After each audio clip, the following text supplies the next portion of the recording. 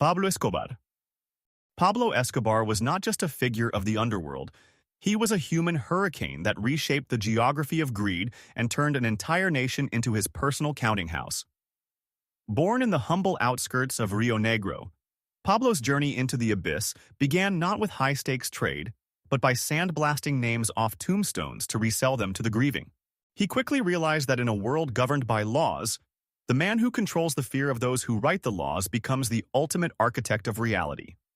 By the late 1970s, Escobar founded the Medellin Cartel, an organization so efficient it functioned like a Fortune 500 company, but with a human resources department that used firepower instead of bonuses. His business model was simple. Plata o plomo. Take the bribe and live in luxury, or meet a brutal end in a shallow grave. At the peak of his power, Escobar was moving 15 tons of the white product into the United States every single day, enough to keep an entire market in a state of chaos. He became so wealthy that his biggest problem wasn't making money, but finding enough space to hide it before the dampness and the rats ate his fortune away. He spent $2,500 a month just on rubber bands to keep his stacks of bills organized, a sum that could have bought several luxury cars at the time. Pablo's ego eventually led him into politics, where he won a seat in the Colombian Congress, attempting to buy the respectability his actions had stolen. But when the Minister of Justice exposed his illicit roots, Pablo unleashed a wave of aggression that turned the streets of Colombia into a permanent conflict zone. He orchestrated the destruction of Avianca Flight 203, ending 107 innocent lives just to eliminate a single political rival who wasn't even on the plane. To protect himself from being sent to a U.S. prison, he offered to pay off Colombia's entire national debt of $10 billion out of his own pocket.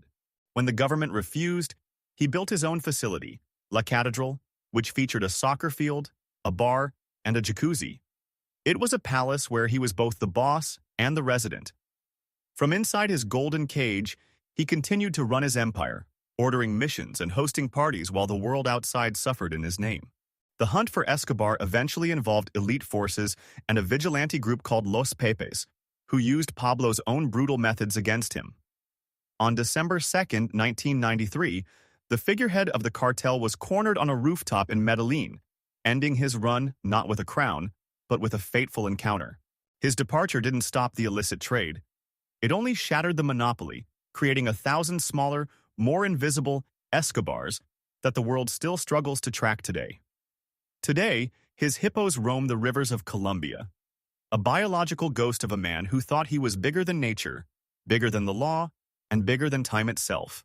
Joaquin El Chapo Guzman. While the kings of the past ruled from opulent estates, Joaquin El Chapo Guzman was a phantom architect who built a subterranean world that turned the very earth into a delivery network for the illicit trade. Born into the dirt-poor canyons of Badiraguado, he began his life selling oranges, but he quickly realized that the weight of gold was much more satisfying than the weight of citrus. Standing at just 5'6", his nickname El Chapo, or Shorty, was a deception. His ambition was a towering monolith that would eventually influence the underworld in 50 different countries. He didn't just want to move the chemical product, he wanted to revolutionize the science of evasion, becoming the undisputed master of the border's hidden infrastructure. His engineers were the most elite in the shadow world, building underground masterpieces equipped with air filtration, electric lights, and reinforced walls that defied the most advanced radar. Under his command, the Sinaloa cartel operated with the cold efficiency of a global logistics titan, often delivering their inventory faster and more reliably than the world's leading shipping companies. He invested in fiberglass vessels that could glide silently under the surface of the ocean, carrying enough stock to fuel the habits of entire metropolitan populations. In 2001, El Chapo executed his first legendary exit from a high-security facility, allegedly vanishing inside a laundry cart as if he were nothing more than a bundle of soiled linens. For the next 13 years, he lived as a billionaire phantom, moving between hidden mountain strongholds where his private security forces held more firepower than most small nations. His capture in 2014 was hailed as a final victory for the law, but for El Chapo, it was merely an intermission in a long and calculated game of chess with the authorities. In 2015, he performed his most audacious feat yet, vanishing from his high-security cell through a hole precisely engineered under his shower floor. The path led to a mile-long tunnel that featured a modified motorcycle on rails, allowing him to race toward freedom while the guards were still double-checking the locks on his door. His desire to have a movie made about his life led him to a secret meeting with international actors, a move that left a digital breadcrumb trail for intelligence agencies to track. In 2016, elite Marines launched a brutal final operation, a firefight that finally cornered the Phantom of the Tunnels in a roadside motel after a chaotic high-speed chase. To ensure he would never vanish again, he was extradited to a place designed to erase a person's existence, the most secure prison in the United States. He now resides in a concrete tomb where the sun is a memory, and the only sound is the mechanical clicking of locks that will never open for him again. The story of El Chapo is a reminder that no matter how deep you dig or how many billions you count, the light of day eventually catches up with the phantoms of the night. Griselda Blanco. Long before the world had ever heard the name Pablo Escobar, Griselda Blanco was already the undisputed godmother of the White Harvest, proving that a woman's strategic mind could be infinitely more lethal than any man's brute strength. Her ascent wasn't fueled by a simple desire for wealth, but by the chilling logic of a born sociopath. Legends say her path to power began at age 11 when she executed a kidnapped child after the parents failed to pay. By the mid-1970s, she infiltrated the New York market using a smuggling masterclass that baffled customs agents for nearly a decade. She opened a legitimate lingerie factory to design specialty undergarments with invisible hidden pockets. When the federal pressure in New York became too high, she didn't retreat. She pivoted to Miami and transformed the quiet vacation destination into a high-octane battleground that historians now call the era of the white powder cowboys. Griselda was the creative genius behind the motorcycle hit, a precision tactic where a rider would eliminate a target in broad daylight and vanish into city traffic before the first siren could even be heard. She earned the haunting moniker, the Black Widow, because her ruthlessness extended even to her own bed, allegedly ordering the permanent silence of all three of her husbands when they challenged her authority. Her obsession with the dark glamour of the underworld was so profound that she named her youngest son Michael Corleone, attempting to weave the myth of the Godfather into the very DNA of her family legacy. In 1979, she orchestrated the Dadeland Mall shootout, a chaotic broad daylight engagement involving a custom armored truck that signaled to the world she had absolutely no regard for civilian collateral. At the peak of her reign, she was generating an estimated $80 million every month, reinvesting her fortune into rare diamonds, gold-plated armor, and an emerald-encrusted submachine gun. Her capacity for cruelty reached a level that even her most hardened enforcers found disturbing. She once demanded the elimination of a toddler simply because his father had disrespected her business interests. Griselda's empire didn't collapse because of a brilliant detective, but because of the betrayal of her primary enforcer, Max Mermelstein, who realized that loyalty to the godmother was a suicide pact. She was finally apprehended in California in 1985 while quietly reading her Bible, a surreal and peaceful end for a woman who had spent decades as the primary architect of Florida's most violent era. Even from within a federal prison cell, she reportedly maintained a shadowy grip on her organization, using code and third-party messengers to keep the chaos moving on the streets of Miami. After her release and deportation to Colombia in 2004, she lived on as a ghost of the Powder War, like a grandmother in Medellin who outlived almost all her friends, enemies, and family members. In 2012, the cosmic scales of karma finally balanced. At almost 70 years old, her path ended in a butcher shop in Medellin, on a motorbike. The very method of execution she had invented 40 years earlier. Griselda Blanco's legacy remains a blood-stained blueprint for how to seize absolute power in a world designed to keep you down, and the terrible tax the soul pays when it finally succeeds. She proved that the illicit trade has no bias toward gender, only toward those with the coldest hearts and the most calculated willingness to burn everything in their path for a moment of dominance. Today, her name is a whispered legend in the global underworld, a reminder that while the godmother is gone, the violent mechanics she decoded and perfected continue to govern the shadow markets today. Amado Carrillo Fuentes. If the global illicit trade was a massive airline conglomerate, Amado Carrillo Fuentes was its most successful and calculating CEO, earning the title El Señor de los Cielos by turning the open sky into his personal clandestine highway.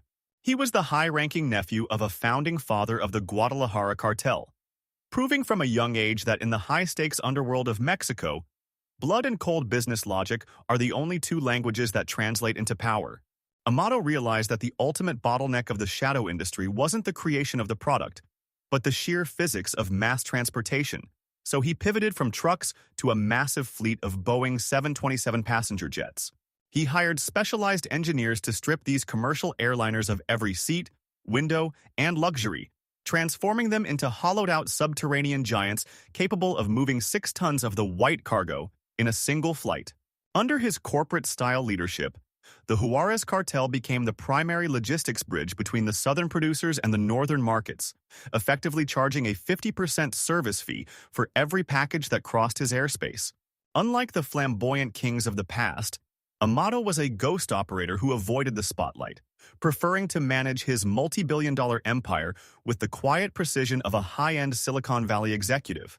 Throughout his career, he reportedly managed a staggering $25 billion, an amount of wealth so immense that he was able to purchase the total loyalty of the very generals and police forces assigned to eliminate him. His private intelligence apparatus was so sophisticated that it outpaced most national agencies, allowing him to track the exact movements of federal agents before their planes even cleared the runway. By 1997, the international hunt for the Lord of the Skies reached a breaking point, and Amado realized that his famous face had become his most dangerous liability in a world that never stops watching. In a desperate bid to vanish into the thin air he had mastered, he checked into a top-secret private clinic under a false identity to undergo a complete facial reconstruction and radical weight loss. The procedure was intended as his final escape from the law, but it turned out to be his final departure. Amado reportedly died on the operating table due to an unexpected reaction to the medication. The aftermath of his death was a scene straight from a high-stakes thriller. The 3 doctors who performed the surgery were discovered months later, permanently silenced and encased in steel drums filled with concrete. To this day, a cloud of mystery surrounds his end, with many conspiracy theorists believing his death was the greatest magic trick in history, a staged exit that allowed him to retire to a private island with his billions. Whether he met his end in that clinic or vanished into the clouds, his Lord of the Skies business model changed the underworld forever, proving that logistics were more powerful than any border wall. Amado didn't rely on the primitive tools of war or the slow methods of digging. He simply outthought and out-engineered the system by mastering the high-altitude physics of the drug trade. The Juarez cartel eventually splintered without his calculated and steady hand, triggering a decade of brutal internal conflicts that turned the city into one of the most dangerous conflict zones on the map. Amado Carrillo Fuentes remains the most enigmatic figure of the cartel era, a man who built a kingdom in the clouds and became a ghost just as the world thought it had finally decoded him. His story is the ultimate blueprint for the shadow world, teaching that the only way to remain at the peak of power is to vanish before the authorities can turn your face into a trophy. Frank Lucas. Frank Lucas was the man who shattered the centuries-old monopoly held by the traditional underworld by treating the chemical market like a global, high-efficiency supply chain. He understood that the old systems were getting rich off selling diluted, low-grade inventory to the streets. So he decided to bypass every intermediary and negotiate directly with the sources in the jungles of Asia. Lucas established an elite connection in the Golden Triangle, acquiring a substance so potent and refined that it became a street legend under the name Blue Magic. To transport his high-potency inventory into the United States, he allegedly executed the most disturbing logistical operation in the history of the trade, the Cadaver Connection. He reportedly utilized the very vessels intended to bring fallen soldiers home from the war, hiding massive amounts of the white cargo in secret compartments built into their final resting places. While the ethics and reality of this method remain a dark mystery debated by historians, the economic impact was undeniable. Lucas was providing a product that was twice as powerful as his rivals for half the cost. By the peak of the 1970s, he was managing a daily revenue of $1 million, allowing him to live a life of such high-end luxury that it would eventually become his ultimate undoing. His most famous display of pure vanity occurred at the 1971 heavyweight championship fight, where he wore a $100,000 floor-length chinchilla coat and a matching $25,000 headpiece. That single night of luxury placed him directly in the sights of the most relentless investigator in the city, Detective Richie Roberts, who dedicated his life to taking down the Harlem Kingpin. Roberts led a specialized task force that slowly dismantled the Harlem Empire, exposing a network of institutional decay that Lucas had used to buy the cooperation of local authorities. In 1975, federal agents executed a massive raid on his private estate, discovering over $500,000 in untraceable currency hidden behind a heavy steel door in the basement. Facing a sentence of 70 years in a high-security facility, Lucas decided to flip the board and become the government's most vital source of intelligence on the entire shadow world. He provided data that led to the neutralization of over 100 high-profile targets, effectively setting fire to the very infrastructure he had spent a decade building. In a profound twist of fate, the very man who spent years tracking him down, Richie Roberts, ended up becoming Lucas's legal representative and one of his closest companions for the rest of his life. Lucas was released back into the world in 1991, but he returned as a quiet observer of a city that had long since forgotten the king who once ruled its darkest streets. Hollywood eventually stylized his life in the cinematic epic American Gangster, although the man himself admitted that the silver screen version was far more heroic than his actual reality. The legacy of the Harlem Kingpin is a testament to the fact that when you treat a global crisis like a corporate business, you might reach the top, but you'll eventually pay the ultimate price. Today, the story of the man who supposedly moved cargo in coffins remains the most famous urban legend of the shadow industry, a warning about the high cost of vanity. He proved that the most dangerous operators aren't always the ones with the most firepower, but the ones who master the art of the direct-to-consumer delivery system. Ultimately, the reign of Frank Lucas showed that in the world of high-stakes trade, everyone is just a pawn until the game finally decides it's time for you to retire. Khun Sa. Khun Sa was never a common street operator hiding in the shadows. He was a sovereign warlord who commanded an army of 20,000 men and ruled an independent kingdom built on the Red Harvest. Born Zhang Qifu, he adopted the name Khun Sa, which translates to Prince Prosperous, and spent his entire life turning a chaotic civil war into a global monopoly on refined, floral inventory. During the 1980s, Khun Sa's organization was responsible for an estimated 60% of the high-purity refined product sold in the West, effectively controlling the chemical pulse of every major city. He maintained a masterclass in public relations, claiming he was not a titan of the trade, but a revolutionary freedom fighter seeking total independence for the Shan people from the central government. Underneath the political theater lay the Mong Tai Army, a highly disciplined military force equipped with surface-to-air missiles and enough firepower to intimidate legitimate national divisions. His central headquarters in the village of Ban Hin Taik was a hidden fortress featuring luxury schools, modern hospitals, and satellite TV, a jungle utopia built entirely on the proceeds of refined botanical goods. Khun Sa once famously issued a formal challenge to the Western world, offering to sell his entire annual crop to the U.S. government for $50 million to stop the trade at the source. The offer was rejected, and the U.S. government labeled him the Prince of Death, placing a $2 million bounty on his head that remained one of the highest in the world for years. To move his inventory, he utilized massive caravans of hundreds of mules to navigate the vertical mountain passes, transporting tons of raw materials to secret high-tech refineries. His facilities produced China White, a grade of refined product so pure it revolutionized the international market and permanently altered the landscape of global enforcement. The warlord's empire finally began to fracture in the early 1990s as internal ethnic disputes and intense international pressure led his top commanders to organize a mass defection. In a strategic maneuver that stunned global intelligence agencies, Khun Sa surrendered to the Myanmar government in 1996, but it was far from a total defeat. He spent his final decade living in absolute luxury in a massive villa in Yangon, protected by the very military that had once been his primary adversary. Despite dozens of extradition attempts by the United States, the Myanmar government refused to cooperate, honoring the clandestine agreement that had neutralized his private army. Khun Sa died in 2007 at the age of 78, taking the innermost secrets of the Golden Triangle to his grave and leaving behind the myth of the prosperous prince. He demonstrated that with a private army and a mountainside of red flowers, one man could successfully challenge superpowers and rewrite the rules of international diplomacy. His departure from the scene didn't eliminate the trade in Asia. Instead, it cleared the way for more invisible, decentralized networks that are even more difficult to decode today. The legend of Khun Sa is a vivid example of the forbidden state, a reality where the line between crime tycoon and national leader is completely erased by the power of Poppy. He proved that in the world of high-stakes logistics, the most successful CEOs aren't found in boardrooms, but in the highest, most inaccessible regions of the world. Ultimately, the reign of the Prince Prosperous remains a haunting manual on how to weaponize geography and economics to build an empire that the world could never truly dismantle. Freeway. Rick Ross. Freeway.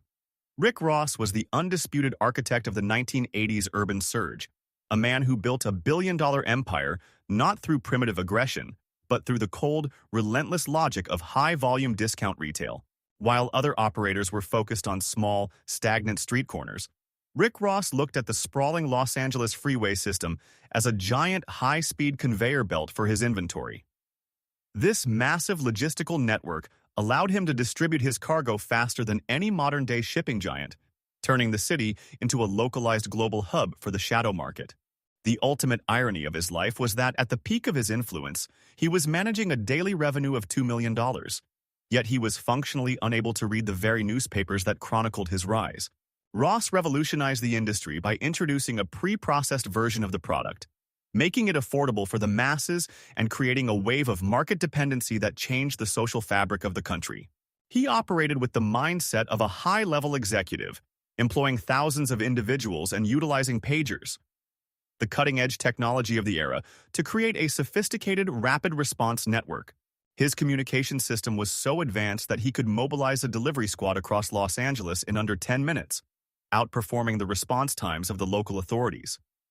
The scale of his supply chain was so vast that he was completely unaware his primary source was connected to the highest levels of international shadows and clandestine global interests. Ross was supplied by an intermediary who was secretly funneling the market revenue to foreign rebel groups, a geopolitical nightmare that was being facilitated behind the scenes of his urban operation. This meant that every unit sold on the streets of Los Angeles was indirectly fueling a conflict in Central America, a reality that Ross was entirely oblivious to, while he focused on his balance sheets. The authorities responded to the growth of his organization with Operation Hammer, utilizing massive 6-ton armored vehicles with heavy battering rams to breach the walls of his regional distribution points. Despite his massive wealth, Ross lived a surprisingly disciplined life. He avoided his own product, never touched alcohol, and his only true obsession was the mastery of the economic game. His final downfall arrived in 1996, when his former business associates collaborated in an elite sting operation, leading to a life sentence without the possibility of an early release. While he was confined, a journalist published an explosive report linking the surge in the city to international foreign policy, using Rick's story as the undeniable proof of a larger conspiracy.